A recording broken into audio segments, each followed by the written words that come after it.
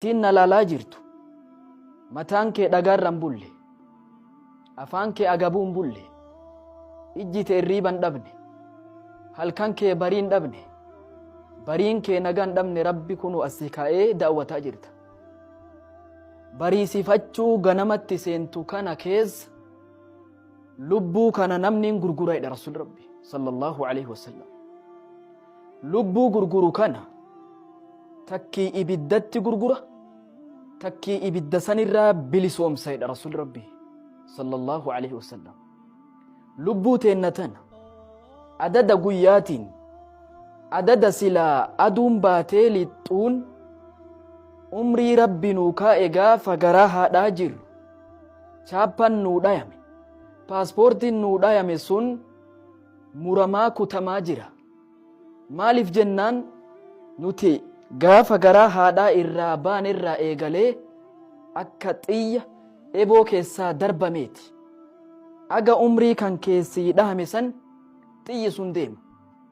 Gaafa chaappaan xumuraa sun gahe xiyyi si waraanu sun du'a.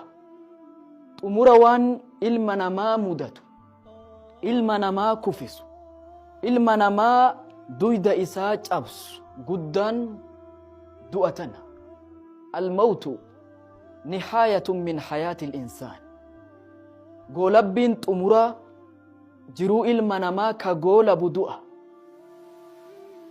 Almawtu mafaaraqatu ruuhi min aljasad. Ruuhin tun qaama dhiistee biraa deemutu du'a jedhama. Nuti marti du'an beeyna, laakiin qophii takkii guyyaa saniif qophaa'utu dhabame.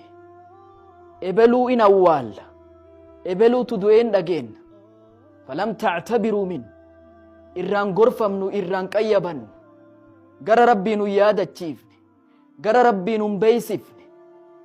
Alimni tokko waggaa 450 dhalate, waggaa 55 duniyaarra jiraate.